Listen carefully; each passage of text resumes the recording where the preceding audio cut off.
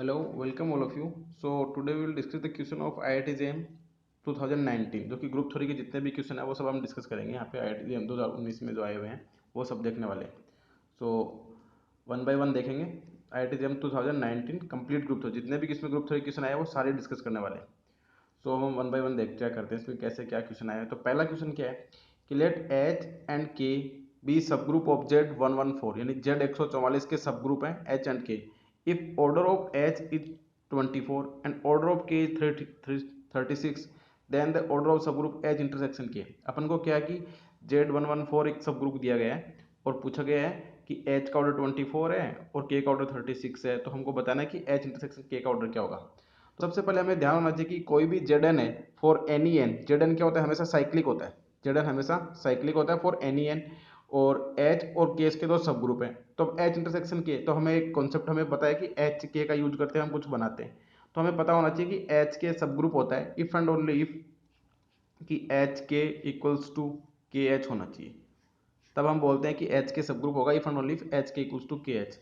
तो ऐसा होएगा तभी हम बता पाएंगे। पर यहाँ पे जेड एन तो साइक्लिक दिया हुआ है अपने को और एच और के इसके सब ग्रुप हैं। तो हम ये भी जानते हैं कि सब ग्रुप ऑफ साइक्लिक साइक्लिक नीचे हमने कुछ रिजल्ट देखे हैं तो उनकी बेसिस मदद से हम देखते हैं कि हम ये जानते हैं कि अगर जी अपना जेड जेड एन क्या दिया हुआ सॉरी जेड जेड 114 दिया हुआ अपने को we know Z N cyclic होता है तो इसका मतलब ये साइक्लिक हो गया। और if G is any cyclic group of order N तब जी हमेशा जेड एन के आइसोमॉर्फिक अगर फाइनाइट साइक्लिक सब ग्रुप होता है तो वो जेड एन के आइसोमॉर्फिक होता है। और सब group of cyclic group is also सब साइक्लिक होते हैं यानी जेड एन होता है अगर फाइनाइट ऑर्डर का ग्रुप है तो वो जेड एन के आइसोमॉर्फिक होगा। और अगर सब ग्रुप होते हैं साइक्लिक ग्रुप के वो सारे क्या होते हैं वो भी साइक्लिक होते हैं। और हम ये जानते हैं कि अगर एच के सब ग्रुप बनाएगा कब जब एच के इक्वल्स टू के एच होगा इस केस में ही सब ग्रुप बनेगा वरना नहीं बनेगा। सब ग्रुप ऑफ साइक्लिक सब ग्रुप होते हैं। अब इसका क्या यूज होएगा और ऑर्डर ऑफ एच 24 है ऑर्डर ऑफ के 30 इसका क्या यूज है कि हमने ये दोनों कॉन्सेप्ट को देखे। इसका हम आगे इसका ऑप्शन को वेरीफाई करेंगे तब पता लगेगा। बहुत से लोगों को ये पता नहीं होता कि क्या क्या यूज किया गया इसका। तो हम अब देखेंगे इसका कि यूज क्या है एक्चुअल में। सो देखते हैं आगे। अब हमन को पता है कि ऑर्डर ऑफ एच के ये होता है कि order of H K equals to होता है order of H into order of K upon order of H intersection K. और ध्यान में ये रखना है कि हमें ऑर्डर ऑफ एच के होता है वो हमेशा less than equals to order of G होता है। यहाँ पे अपने को कैसे पता चलेगा कि एच के सब ग्रुप होगा क्योंकि जो जी था वो साइक्लिक था और सब group of cyclic group is cyclic होते हैं। हमें पता है कि साइक्लिक सब ग्रुप के सब ग्रुप होते हैं वो साइक्लिक होते हैं। तो जो एच और के हैं वो दोनों क्या है साइक्लिक है। तो आबेलियन हो जाएंगे इसका मतलब एच के इक्वल्स टू क्या हो जाएगा के एच यहाँ पे हो जाएगा। जब एच के इक्वल्स टू के एच हो जाएगा तो इस केस में एच के सब ग्रुप बना देगा और हम ये फॉर्मूला लगा सकते हैं। और ये तो वैसे ऑर्डर ऑफ एच के बताता है ये नहीं बताता कि एच के सब ग्रुप होगा कि नहीं होगा ये नहीं बताता ये तो सिर्फ इसका ऑर्डर बताता है। और साथ में ध्यान रखना कि order of H K less than equals to order of G होता है। तो अब हम यहाँ पे मान लेते हैं कि लेट ऑर्डर ऑफ एच के क्या हमने एक्स मान लिया और ऑर्डर ऑफ एच हमें पता है ऑर्डर ऑफ के हमें पता है तो हम ऑर्डर ऑफ एच के की पॉसिबिलिटी देखेंगे। तो अगर मान ले ऑर्डर ऑफ एच इंटरसेक्शन के एक्स मान ले तो ऑर्डर ऑफ एच की क्या हो जाएगा ऑर्डर ऑफ एच 24 है ऑर्डर ऑफ के 36 है अपॉन एक्स करेंगे तो इसकी वैल्यू क्या आ जाएगी। इसकी वैल्यू कुछ इस प्रकार से हो जाएगा ये। तो अब इसको हम देखें तो एक्स इक्वल्स टू अगर पहला ऑप्शन अपने को थर्ड दिया हुआ है अगर हम एक्स की वैल्यू पहला ऑप्शन थर्ड बोलने एक्स इक्वल टू 3 बोलने का मतलब है कि जो एच इंटरसेक्शन के है उसका अगर हम 3 माने तो ऑर्डर ऑफ एच के क्या आएगा 24 इंटू 36 अपॉन 3 इसको सोल्व करेंगे तो 22 आ जाएगा। पर ये क्या होगा ये तो greater than equals to order of G हो गया ना क्योंकि ऑर्डर ऑफ जी तो 144 है। तो इसका मतलब ये ऑर्डर ऑफ एच इंटू के greater than equal order of जो कि पॉसिबल नहीं क्योंकि ऑर्डर ऑफ एच के हमेशा less than equals to order of G होगा। तो ये भी ट्रू नहीं है। अब अगर एक्स इक्वल्स टू 4 पुट करें तो ऑर्डर ऑफ एच के क्या बन जाएगा order of H order of K upon H intersection के इसका हम 4 लेके चल रहे हैं एक्स की वैल्यू तो ये 216 आएगा तो ये भी ऑर्डर ऑफ जी से ज़्यादा है। तो इसका मतलब ये भी पॉसिबल नहीं है। और इसी प्रकार से अगर एक्स इक्वल टू हम 6 पुट करें तो ऑर्डर ऑफ एच के 144 आ गया जो कि ऑर्डर ऑफ जी के इक्वल है। तो ये पॉसिबल हो सकता है पर ये भी पॉसिबल नहीं होगा। क्यों नहीं होगा इसका रीजन देखेंगे हम कि क्यों नहीं होगा ये पॉसिबल क्यों नहीं है। अगर मान लो कि ऑर्डर ऑफ एच के क्या आ गया ऑर्डर ऑफ जी के इक्वल आ गया बट हम जानते हैं कि Z M into Z N is isomorphic to Z M N if and only if G C D of M and N क्या होना चाहिए 1। उसी केस में जेड एम एन और जेड एन के आइसोमॉर्फिक होते हैं। तो इसका हमने क्या यूज करा, क्योंकि हमें पता है कि जो एच है तो उसका ऑर्डर कितना है 36 है, और के एच का सॉरी 24 है और के का 36 है। तो जैसे इन दोनों को दोनों साइक्लिक है, तो हमें पता है कि कोई भी, जो कि हमने रिजल्ट देखा था कि कोई भी जो साइक्लिक ग्रुप है, फाइनाइट साइक्लिक ग्रुप है, हमने देखा ना कि कोई भी finite cyclic group Z N के आइसोमॉर्फिक होते हैं, एच का 24 है और के का 36 है। तो ये दोनों क्या है, फाइनाइट है। फाइनाइट है तो ये जेड 24 और जेड 36 के आइसोमॉर्फिक होंगे। तो अगर हम यहाँ पे अब चेक करें कि जेड 24 इंटू जेड 36, जो कि आइसोमॉर्फिक होना चाहिए जेड 11 की, क्योंकि दोनों का ऑर्डर सेम है, पर ये पॉसिबल नहीं है। क्यों नहीं है पॉसिबल, क्योंकि जीसीडी ऑफ 24 36 तो 1 नहीं आ रहा ना। तो इसका जीसीडी अगर 1 नहीं आ रहा तो इसका आइसोमॉर्फिक नहीं हो सकता, क्योंकि ये तो तभी पॉसिबल होता है जब GCD of M and N क्या होना चाहिए, 1 होना चाहिए, यानी कि 24 36 जीसीडी अगर 1 आता तभी इसका आइसोमॉर्फिक होता। तो ये केस तो पॉसिबल नहीं है। तो इसका मतलब एज इंटरसेक्शन का ऑर्डर 6 नहीं हो सकता। तो 6 नहीं हो सकता तो फोर्थ ऑप्शन को ट्राई करते हैं। तो फोर्थ ऑप्शन में x इक्वल्स टू 12 दिया गया, यानी कि ऑर्डर ऑफ एच के क्या हो जाएगा, order of H order of K upon H intersection के। ऐसा करेंगे तो एच इंटरसेक्शन के की वैल्यू क्या है, 12 पॉसिबल है। इस प्रकार से इसका आंसर क्या हो जाएगा, एच इंटरसेक्शन के की वैल्यू क्या हो जाएगी, 12 हो जाएगी। तो इसका जो फर्स्ट क्वेश्चन था कि H and K be subgroup of Z114 if order of H 24 order of K 36 then the order of the subgroup H intersection K 12। तो इसका 12 आंसर हो जाएगा।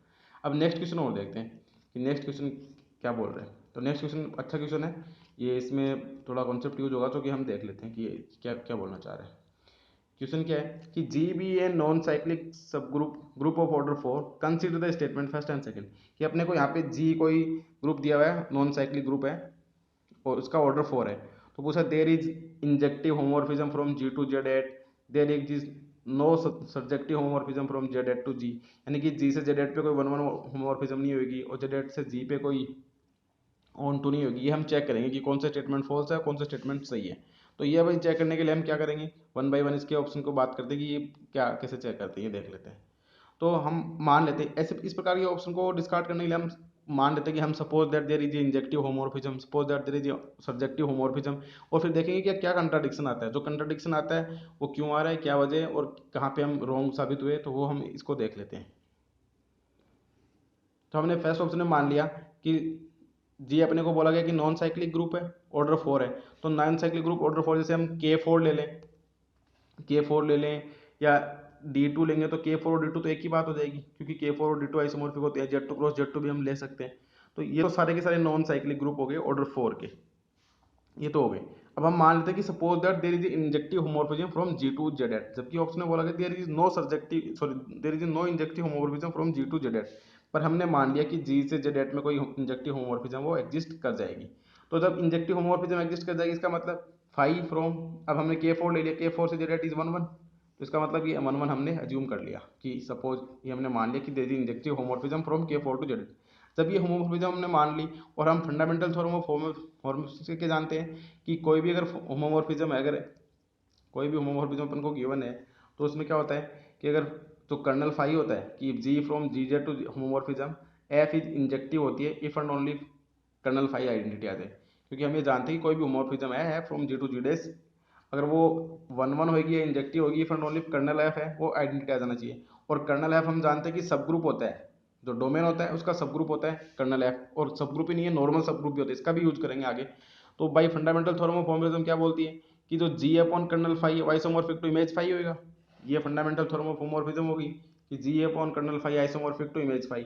अब यहाँ पे अपना जी तो क्या है K4 है, जी की वैल्यू तो K4 है, कर्नल फाई आइडेंटिटी है, तो K4 upon identity isomorphic to image phi हम मान लेते हैं कि कर्नल जो फाई K4 बन जाएगा, क्योंकि K4 अपना जी तो फाई K4 बन गया।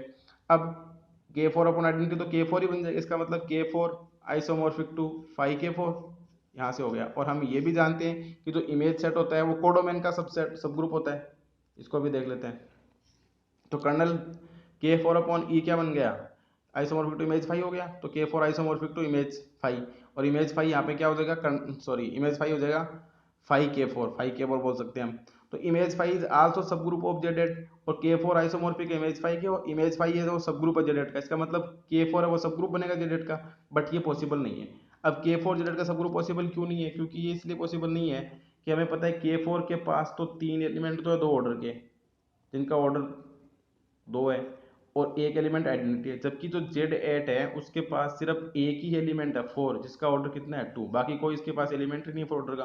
तो ये दोनों जो ये जो K4 है उसका सब ग्रुप हो नहीं सकता, क्योंकि K4 को सब ग्रुप बनाने के लिए हमें 3 एलिमेंट तो चाहिए जिनका ऑर्डर 2 होगा और एक एलिमेंट आइडेंटिटी देगा। पर जेडेट के पास तो ऐसा एलिमेंट ही नहीं है जिसके एक ही एलिमेंट है जिसका ऑर्डर 2 है, हमको तो 3 चाहिए। तो इसका मतलब K4 है वो जेडेट का सब ग्रुप नहीं हो सकता। जब K4 जेडेट का सब ग्रुप नहीं हो सकता, इसका मतलब कि K4 है वो इमेज 5 का आइसोमॉर्फिक है, ये जेडेट का सब ग्रुप नहीं हो सकता। ये जेडेट का सब ग्रुप नहीं हो सकता, तो फिर ये अपना हमारा ये मानना ये थ्योरम में गलत हो जाएगी। इसका मतलब हमने जहाँ पे क्या मान के चले थे, हम ये मान के चले थे कि देयर इज इंजेक्टिव होमोर्फिज्म, तो ये मानना गलत हो जाएगा। तो इसका मतलब जी से जेडेट पे कोई भी इंजेक्टिव होमोर्फिज्म एग्जिस्ट नहीं करती है। जब ऐसा नहीं करती है तो इसका मतलब फर्स्ट स्टेटमेंट तो ट्रू हो गया। अब सेकंड बोलता है there is no subjective homomorphism from Z eight to G. अब हम ये भी मान लेते हैं कि भाई कि जेडेट से जी पे सब्जेक्टिव होमोमॉर्फिज्म है। अब फिर देखते हैं कि इसका क्या कंट्राडिक्शन आता है। तो हमने मान लिया कि suppose that there exist subjective onto homomorphism from Z eight to G. हमने मान लिया कि जेडेट से जी पे ऑन्टो होमोमॉर्फिज्म है, फाई जेडेट टू जी। और फंडामेंटल थ्योरम ऑफ होमोमॉर्फिज्म क्या होती है कि G upon kernel phi isomorphic to image phi क्या होता है, बट यहाँ पे ऑन टू है तो इमेज फाई क्या बन जाएगी, जी बन जाएगा। तो ये जेड अपॉन कर्नल फाई जी का आइसोमॉर्फिक हो गया। और हमने ये भी देखा था प्रीवियस वीडियो में, हमने प्रूफ भी कराया कि कर्नल फाई है वो नॉर्मल सब ग्रुप होता है डोमेन का। पर हम जेड इज साइक्लिक है, और factor group of cyclic group is cyclic होता है। जो फैक्टर ग्रुप होता है साइक्लिक ग्रुप का वो हमेशा साइक्लिक होता है। तो ये साइक्लिक जेड अपॉन के कर्नल फाई साइक्लिक बनेगा। कर्नल अब कोई भी जी बाई एच अगर हम निकालते हैं उसके लिए हमें पता होना चाहिए कि एच का नॉर्मल होना जरूरी है। एच कैसा होना चाहिए, नॉर्मल सब ग्रुप होना चाहिए एच।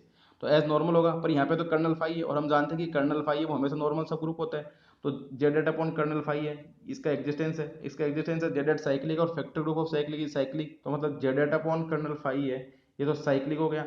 और जी नॉन साइक्लिक है, क्योंकि अपने को गिवन है ऑप्शन में क्वेश्चन में कि G is non cyclic subgroup of order 4।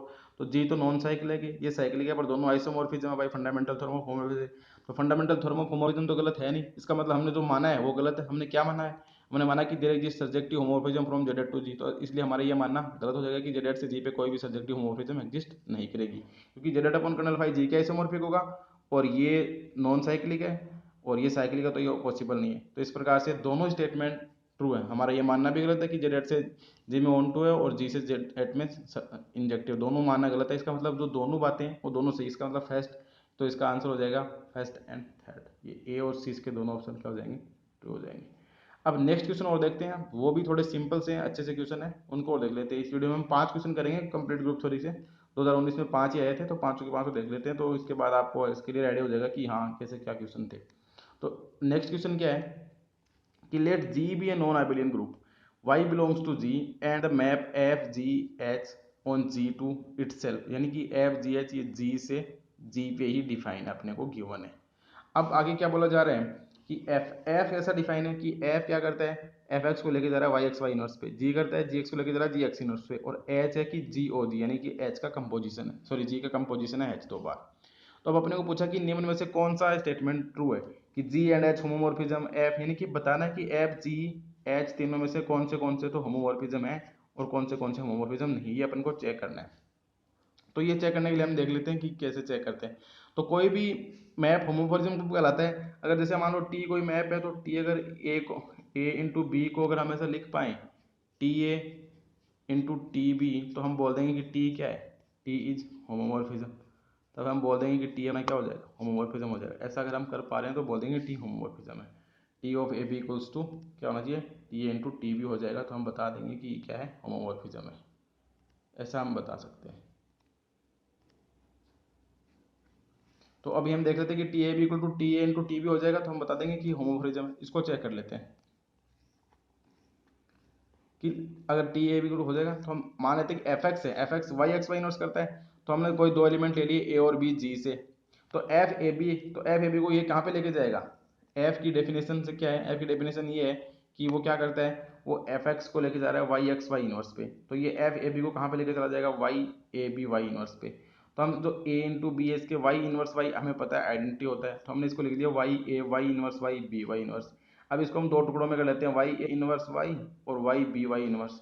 तो ये क्या बन जाएगा, अगर हम देखें कि एफ ए की इमेज निकालें अंडर एफ, तो ये क्या आ जाएगा, वाई ए वाई इनवर्स। इसी प्रकार से बी ए लिखेंगे तो वाई बी वाई इनवर्स। तो ये बन जाएगा एफ ए, ये बन जाएगा एफ ए। तो यानी कि F A B equals to F A into F B आ गया। इसका मतलब एफ क्या है, होमोमॉर्फिज्म है। अब जी चेक करते हैं, जी अपने को क्यों ना G X equals to X inverse. और हम एक आबेलियन ग्रुप की एक प्रॉपर्टी जानते हैं कि आबेलियन ग्रुप की एक प्रॉपर्टी क्या होती है कि अगर कोई ग्रुप जी एबिलियन है, if and only if X Y inverse equals to X inverse Y inverse, यानी कि जी एबिलियन होगा अगर X Y inverse equals to X inverse Y inverse for all X Y belongs to G. तो अब जी अपने को given है non abelian, इसका मतलब X Y inverse not equals to, अब जी एबिलियन नहीं है, अपने को पता है कि यहाँ पे गिवन है कि जी एबिलियन नहीं, इसका मतलब ये बात ट्रू नहीं है। तो इसका मतलब एक्स वाई का जो इनवर्स है वो not equals to X inverse Y inverse, ये तो कन्फर्म हो गया। किससे? क्योंकि जी अपने को एबिलियन नहीं दिया, क्योंकि हमने रिजल्ट जानते हैं कि G is abelian if and only if होता है, तो इसका मतलब ये तो ट्रू नहीं है। तो अगर हम चेक करें कि जी एक्स वाई होमोमॉर्फिज्म होगी कि नहीं, इसके लिए हम क्या क्या निकालना पड़ेगा, जी एक्स वाई की वैल्यू निकालनी पड़ेगी और जी एक्स और जी वाई। तो हम अगर देखें जी एक्स वाई तो वो तो क्या आ जाएगा एक्स वाई इनवर्स, क्योंकि जी की डेफिनेशन ही क्या है, सिंपल एक्स को एक्स इनवर्स पर ले जा रहे हैं, तो ये तो बन जाएगा एक्स वाई इनवर्स। और इसी प्रकार से अगर जी एक्स देखें तो एक्स इनवर्स और जी वाई भी देखें तो वाई इनवर्स। अब अगर हम मान लें कि G X Y equal to G X into G Y, यानी कि जी होमोमॉर्फिज्म हमने अज्यूम कर लिया, तो अब जी अगर होमोमॉर्फिज्म है, अगर हम ये मान लें जी अगर होमोमॉर्फिज्म है, तो इसका मतलब कि जो X Y inverse equal to X Y inverse होगा, जबकि ये तो पॉसिबल नहीं, क्योंकि हमने मान लिया कि तो पॉसिबल नहीं हो सकता। अगर ये ट्रू हो जाएगा तो जी एबिलियन हो जाएगा, बट अपने को तो जी गिवन है कि एबिलियन नहीं है, इसका मतलब कि ये X Y inverse equal to X inverse not inverse, ये दोनों इक्वल नहीं होंगे, इक्वल नहीं होंगे तो जी का होमोमॉर्फिज्म होना गलत है, इसका मतलब जी होमोमॉर्फिज्म नहीं है। तो जी इज नॉट ए होमोमॉर्फिज्म, तो जी होमोमॉर्फिज्म यहाँ पे नॉट ए होमोमॉर्फिज्म, तो जी होमोमॉर्फिज्म नहीं है। अब बात करते हैं एच की, एच में क्या है, अब एच को और देख लेते हैं कि एच में क्या होता है। अब एच सिंपल कंपोजिशन दिया हुआ है कि एच इक्वल्स टू जी ओ जी, अपने को कंपोजिशन दिया हुआ है एच सिंपल। अब अगर एच को चेक करें तो एच एक्स हम देख लें कि एच एक्चुअल में है क्या, एच एक्स निकालें तो जी एक्स, और जी एक्स की वैल्यू क्या होती है एक्स इनवर्स, क्योंकि अपने को गिवन है जी एक्स, तो जी एक्स इनवर्स, और दोबारा से जी एक्स इनवर्स पर लगाएगा तो ये एक्स इनवर्स का इनवर्स वो क्या बन जाएगा एक्स, यानी कि एच क्या कर रहा है एक्स को एक्स पे ही मैप कर रहा है, इसका मतलब एच कैसा बन गया आइडेंटिटी मैप बन गया, एच एक्स को एक्स पे मैप करा तो H X equal to X हो गया for all X belong to, यानी एच आइडेंटिटी। तो जब एच आइडेंटिटी मैप है तो आइडेंटिटी तो सब कुछ हो जाता है, इसका मतलब एच इज होमोमॉर्फिज्म। जब एच होमोमॉर्फिज्म हो गया तो यानी कि एफ होमोमॉर्फिज्म है, एच होमोमॉर्फिज्म है, बट जी होमोमॉर्फिज्म नहीं है। तो इसका मतलब एफ और एच है जी नहीं है, तो इसके अकॉर्डिंग हम चेक कर लेते हैं कि कौन सा ऑप्शन ट्रू है। तो अब अपना ऑप्शन पे चलें, तो बोलते हैं कि G and H are homomorphism but F is not homo, तो ये तो पहला गलत हो गया, क्योंकि एच तो है और एफ है बट जी नहीं है, तो पहला गलत, पहला ऑप्शन तो इसका रॉन्ग हो गया। दूसरा बोलते हैं कि एफ एंड, इससे दूसरा बोलता है कि H is homomorphism and G is not homomorphism, बिल्कुल करेक्ट बात है, क्योंकि एच तो होमोमॉर्फिज्म है बट जी नहीं है, तो ये दूसरा ऑप्शन तो ट्रू हो जाएगा। तीसरा बोलता है कि F is homomorphism and G is not, ये भी सही है, तो इसका मतलब इसके बी और सी तो सही है। डी बोलता है एफ जी एच ऑल, ये भी गलत और ए भी गलत, तो बी और सी इसके ट्रू आंसर हो गए। अब नेक्स्ट दो क्वेश्चन हो रहे हैं जो कि बड़े सिंपल सिंपल है, उनको और देख लेते हैं, वीडियो को पूरा देखना आप, मतलब इंटरेस्टिंग क्वेश्चन है ग्रुप थ्योरी के, आपको अच्छा लगेगा लास्ट में क्वेश्चन देखने के बाद। अब ये क्वेश्चन क्या है कि let X be the 100 cycle 1 2 3 4 5 ऐसे अप टू 100 तक है, and Y be the transposition, दो नंबर की साइकिल होती है उसको हम ट्रांसपोजिशन बोलते हैं 49 and 50 in the permutation group S100, then the order of X Y, अपने को एक्स गिवन है एक्स वाई का ऑर्डर पूछा है। पर अगर आप परमोटेशन ग्रुप में अगर हम देखें कि अगर कोई दो ग्रुप दिए जैसे 1 2 3 एक साइकिल एक परमोटेशन दिया हुआ है, एक 3 4 5 ऐसे, सॉरी जैसे इसको ले लेते हैं कि 1 2 3 दिया हुआ है, एक एक अपन लेते हैं 2 3 1 ऐसा कुछ दिया हुआ है, तो इन दोनों को मल्टीप्लाई करते हैं एक्स वाई, ये एक्स मान लो एक बार, ये वाई मान लो, तो मल्टीप्लाई करते हैं तो हम ऐसे तो करते हैं कि इसका मतलब है कि दो की इमेज तीन है, तीन की इमेज एक है और एक की वापस से दो है। तो अब एक्स वाई करेंगे तो पहले वाई वाले को देखेंगे और फिर एक्स वाले में देखेंगे। जैसे एक्स वाई को मल्टीप्लाई करने का मतलब है कि दो की इमेज तीन है, तो तीन की इमेज एक्स में क्या है फिर इसमें देखेंगे, तो तीन की इमेज इसमें क्या है वन है, तो इसका मतलब दो कहाँ पे मैप हो जाएगा, दो वन पे मैप हो जाएगा। अब आगे वन पे देखें, अब वन की इमेज देखेंगे तो वन की इमेज इसमें क्या है टू है और इसमें टू की क्या है थ्री है, तो इसका मतलब वन की इमेज यहाँ पे क्या आ जाएगी थ्री है। अब पूरा सेट हो जाएगा, थ्री की इमेज वन है और इसमें वन की इमेज टू है, तो ये इसको इन दोनों को मल्टीप्लाई करने पे ये 2 1 3 आएगा। इस प्रकार से मल्टीप्लीकेशन हम परमोटेशन ग्रुप में करते हैं। अब एक्स और वाई का भी हम देख लेते हैं कि एक्स और वाई को हम किस प्रकार से मल्टीप्लाई करेंगे। तो अब अपने एक्स और वाई को मल्टीप्लाई करना है और एक्स वाई का ऑर्डर बताना है, ठीक है। अब x equals to 1 to 100 cycle है, y भी ट्रांसपोजिशन 2 साइकिल ट्रांसपोजिशन बोलते हैं, ऑर्डर ऑफ x को निकाले पहले x y चेक कर लें। तो अब x गिवन, इसका मतलब x में 1 की इमेज तो 2 है, 2 की 3 है, 3 की 4, ऐसे चलता जा रहा है पूरा। पर आगे वाले में सिर्फ दो ही 49 50 है। इसका मतलब क्या है कि इसमें 1 की इमेज 1 है, 2 की 2 है, 3 की 3 है, 4 की 4 है, ऐसे 49 की 50 है, 50 की 49 है, क्योंकि इसकी तो ये हो गई और इसकी ये हो गई। तो 50 की 49 है और 49 की 50 है, फिर आगे 100 तक सेम है। पर अब इन दोनों को मल्टीप्लाई करेंगे तो पहले हम देखेंगे 1 की इमेज 1 इसमें क्या है और उसके बाद इसमें आएंगे। तो इसमें 1 की इमेज 1 है और फिर इसमें 1 की इमेज क्या है 2, तो इसके यानी कि 1 की इमेज तो आगे 2। इसी प्रकार इसमें 2 की 2 है, इधर 2 की 3 है, तो 2 की 2 और फिर ऐसे ऐसे चलते हैं। पहले यहाँ से स्टार्ट होगा, फिर इसमें जो इमेज आएगी उसका इसमें देखेंगे। तो ऐसे चलते जाएंगे तो 48 तक कोई फर्क ही नहीं पड़ेगा, क्योंकि इसमें 48 की 48 है, इधर 48 की 49 है। पर जैसे 49 में आएंगे तो थोड़ा सा चेंज होएगा कि यहाँ पे 49 की 50 इमेज है और इधर 50 की क्या है 51 है, क्योंकि ये तो एक आगे चलता जा रहा है, तो इधर 50 की 51 है। तो यहाँ से एक्चुअली में क्या होगा 49 की 51 बन गई, तो 49 की 51 बन गई है। और उसके बाद वापस से वैसे हो जाएगा 51 की इधर क्या है 51 की इधर 51 ही है और इधर 51 की 52, तो 51 की 52 आ गई। तो ऐसे करते करते 99 से ये 100 तक चला गया। तो इसमें एक एलिमेंट गायब हो गया 50, जो कि नहीं आया। 50 नहीं है तो मतलब ये 100 साइकिल थी। अगर अब हम इसको लिखें 1 की इमेज 2 है, 2 की 3 है, 4 की 5, ऐसे 49 से 51 आ रहा है डायरेक्ट, और 51 से 50 बीच में और कहीं दिक्कत नहीं आ रही, एक 50 नहीं आ रहा। तो इसका मतलब ये क्या बन गई, एक ये 99 साइकिल बन गई। तो X Y becomes a 99 cycle, तो एक्स वाई एक 99 साइकिल बन गई। इसका मतलब क्या हो गया कि जो एन आर साइकिल होती है एस एन में, तो उसका ऑर्डर क्या हो जाता है आर हो जाता है।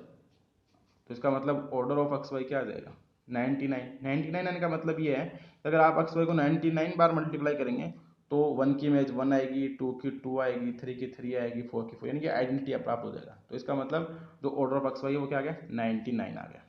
तो ये बड़ा ही सिंपल सा क्वेश्चन था, बस थोड़ा सा ऐसे डरावना डरावना लग ही रहा था बड़ी बड़ी साइकिल देख के, पर थोड़ा सा था कि एक्स वाई को कैसे करना है। एक्स दे दिया, वाई दे दिया और दोनों का मल्टीप्लिकेशन चेक कर लिया। पहले इसमें एलिमेंट चेक करते हैं, फिर इसमें चेक करते हैं, और एक्स वाई निकाला तो एक्स वाई का ऑर्डर क्या आ गया 99 आ गया।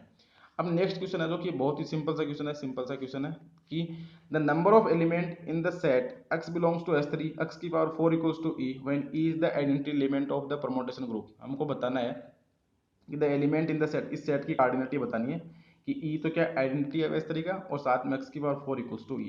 तो इसको हम दो तरीके से देख सकते हैं। पहले तो हमें पता होना चाहिए कि एस थ्री क्या होता है, और ये एक्स की पावर 4 इक्वल्स टू ई लिखा है, इसका मतलब क्या, इसका मतलब ये कि ऑर्डर ऑफ एक्स है वो क्या होगा लेस देन इक्वल्स टू 4 होगा, और ऑर्डर ऑफ एक्स है वो 4 को डिवाइड करेगा। ये बात होगी, क्योंकि हम जानते हैं कि एक्स की power N equals to E होने का मतलब order of X less than equals to N होता है। और अगर order of X equals to N, इसका मतलब एक्स की power N equals to E. पर यहाँ पे तो ऑर्डर ना देखे अपन को दिया हो कि एक्स की पावर 4 इक्वल्स टू ई, तो order of X less than equals to 4 हो जाएगा, और ऑर्डर ऑफ एक्स है वो डिवाइड करेगा 4 को। इस पॉसिबिलिटी के आधार पर हम देखेंगे कि एस थ्री में ऐसे कितने एलिमेंट है जो इस कंडीशन को सेटिस्फाई कर रहे हैं। तो हम जानते हैं कि एस थ्री क्या होता है, हमें पता है एस थ्री क्या होता है। तो एस थ्री में क्या, अगर कंस्ट्रक्शन देखें तो अपन को इस सेट की कोऑर्डिनेट बतानी है, और एक्स की पावर 4 इक्वल्स टू, इसका मतलब हमने देख लिया। तो अब ऑर्डर ऑफ एक्स अगर 4 को डिवाइड करता है, इसका मतलब इसके पास क्या क्या पॉसिबिलिटी है, ऑर्डर ऑफ एक्स 1 हो सकता है, 2 हो सकता है, 4 हो सकता है। और एस थ्री का कंस्ट्रक्शन इस प्रकार से होता है। पर हमें पता है कि एस थ्री के पास कोई भी एलिमेंट नहीं है जिसका ऑर्डर 4 है। तो इसका मतलब ऑर्डर बक्स के पास क्या पॉसिबिलिटी बची 1 और 2। अब 1 ऑर्डर का तो एक आइडेंटिटी होगा, और 2 ऑर्डर किसके पास तीन एलिमेंट है 1 2 1 3 2 3, तीन साइकिल इनका ऑर्डर 2 है, बाकी इनका ऑर्डर 3 है। तो एस थ्री के पास 4 एलिमेंट है जो गिवन सेट को सेटिस्फाई करते हैं। या फिर अपन ऐसे भी कर सकते हैं इसको निकालने के लिए कि एग्जैक्टली अपन को, ये तो अपन को एस थ्री तो दिख गया, अगर यहाँ पे एस फोर होता या एस फाइव होता तो अगर किसी एलिमेंट का ऑर्डर कैसे निकालते, वो हमने बहुत क्वेश्चन कर लिया वैसे उस फॉर्मूले पे। तो इसका मतलब इस सेट के पास जो पॉसिबिलिटी है इसकी कोऑर्डिनेट क्या आ गई 4 आ गई, क्योंकि तीन एलिमेंट तो दो ऑर्डर के एक आइडेंटिटी। और इस प्रकार के सेट एलिमेंट निकालते कैसे हैं, order of number of element of order D in S N which is equal to factorial N upon 1 की पावर अल्फा 1 2 की पावर अल्फा 2, और ये साथ में फैक्टोरियल के मल्टीप्लाई हो जाते हैं। और जो एलसीएम ऑफ 1 2 3 के ये क्या है डी होना चाहिए, और जो एल फाइव आ रहे हैं ये क्या सिलेक्टेड नंबर इन पार्टीशन। जैसे यहाँ पे अपने को दो ऑर्डर का एलिमेंट निकालना होता तो हम लिखते 1 और 2, यानी कि 1 और 2 करते तो इनको ऐड करने पे तो क्या आ रहा है 3 आ रहा है, और 1 और 2 का एलसीएम क्या आ रहा है 2 आ रहा है। तो इसका मतलब दो ऑर्डर का एलिमेंट मिलेगा। तो यहाँ पे अल्फा 1 की वैल्यू तो क्या होगी 1 हो गई, और अल्फा 2 की वैल्यू क्या हो गई 2 हो गई। और अब इस प्रकार से हम बता देते कि टोटल दो ऑर्डर के एलिमेंट कितने होंगे, तो दो ऑर्डर के निकालेंगे फैक्टोरियल 3 अपॉन 1 की पावर 1 और 2 की power 1 into factorial 1 into factorial 1, which is equals to 3 into 2 upon 2। तो ये कितना आ गए 3। इसका मतलब तो एलिमेंट ऑफ ऑर्डर 2 कितने आ गए 3 आ गए।